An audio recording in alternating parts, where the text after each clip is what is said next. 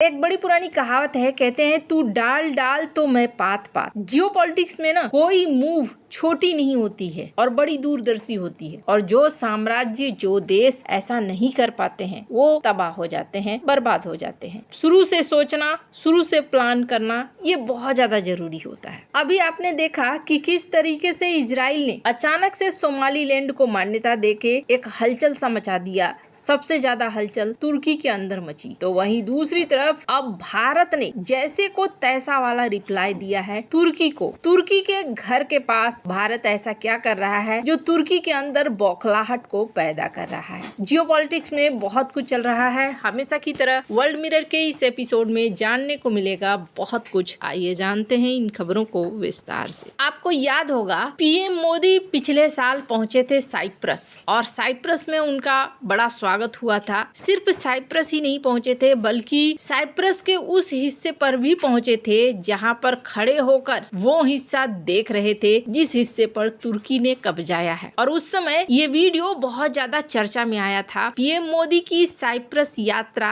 तुर्की के लिए एक जैसे नींद से जागने वाली बात थी। वो स्थिति हो गई। तुर्की ने जो नहीं सोचा वो यहाँ पर हो गया जब पीएम मोदी पहुंचे। और न सिर्फ पीएम मोदी को वहाँ सर्वोच्च सम्मान दिया गया बल्कि उसके बाद ये देखा गया कि साइप्रस और भारत के बीच में संबंध बहुत तेजी से बढ़ने लगे। भारत का युद्धपोत साइप्रस पहुंचा और फिर दोनों देशों के साथ संबंध लगातार बढ़ने लगे। कुछ व्यापार प्रतिनिधि, सैन्य प्रतिनिधि वहां से इधर आने लगे और इधर से वहां जाने लगे, और ये तुर्की को टेंशन देने लगा। तुर्की की मीडिया में कई बार इसको लेकर छपता भी है कि भारत अब धीरे धीरे भूमध्य सागर में घुसने की कोशिश कर रहा है, भूमध्य सागर के संतुलन को बिगाड़ने की कोशिश कर रहा है। यहाँ तक इन्होंने कह दिया कि भारत एक कपटपूर्ण योजना पर काम कर रहा है, यानी एक छल वाला काम कर रहा है। भारतीय युद्धपोत के साइप्रस पहुंचने के बाद देखा गया कि तुर्की के अंदर और भी ज्यादा भारत के खिलाफ मीडिया में छपना शुरू हुआ। तुर्की की कुछ मीडिया ने ये लिखा कि ग्रीस अब भारत से मदद मांगने लगा है। फिर ये देखने को लगा कि टीआर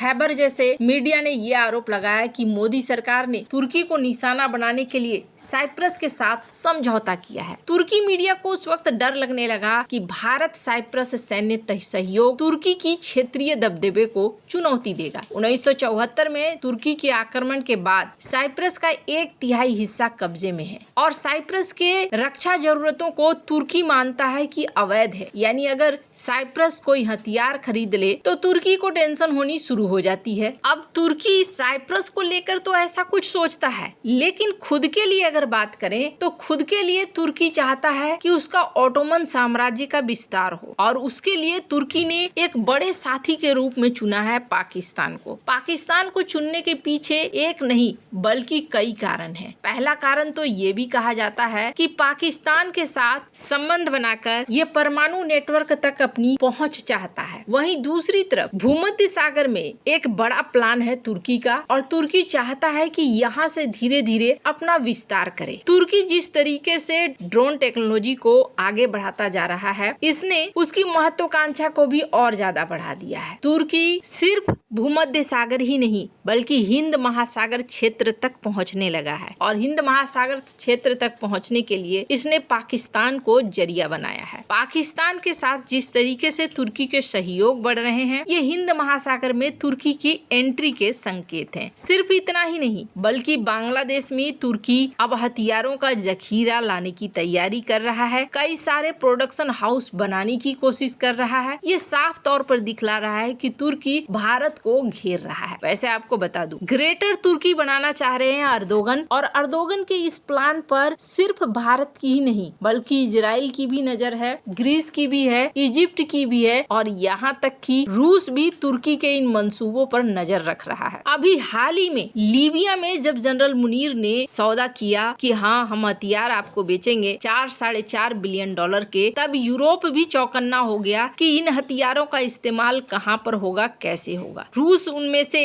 एक देश था जो इस बात पर बहुत ज्यादा नजर रखे हुए था कि लीबिया में ये डील क्यों हो रही है, कैसे हो रही है और पाकिस्तान के साथ लीबिया के संबंध कहाँ तक जाएंगे। ये जितने आप देश देख रहे हैं सब भविष्य को देखकर चलते हैं कि भविष्य में परमाणु हथियार मिलने के बाद तुर्की का रवैया कैसा होगा और कैसा नहीं। ऐसे में अब भारत की बात करें तो भारत ने दुखती रग को इस बार छेड़ दिया है तुर्की के। दरअसल 1974 में जब तुर्की ने आक्रमण किया साइप्रस के ऊपर और साइप्रस पर कब्जा कर लिया, तब साइप्रस का एक बड़ा प्रमुख होता था पोर्ट फामगुस्ता। स्क्रीन पर आप इस मैप को देख रहे हैं। इस जगह से साइप्रस का सारा कुछ चलता था, इकोनॉमी से लेकर ऊर्जा, व्यापार, हर चीज यहाँ से चलता था। लेकिन तुर्की ने न सिर्फ आधे साइप्रस पर कब्जा कर लिया बल्कि ये भी देखने को मिला कि तुर्की ने इस पोर्ट पर भी पूरी तरीके से कब्जा जमा लिया। अब साइप्रस के लिए सबसे बड़ी मुश्किल हो गई, जो बचा हुआ साइप्रस था, कि उनका औद्योगिक आधार ही छिन गया। फिर धीरे धीरे इन्होंने एक नए पोर्ट को विकसित करना शुरू किया जिस पोर्ट का नाम है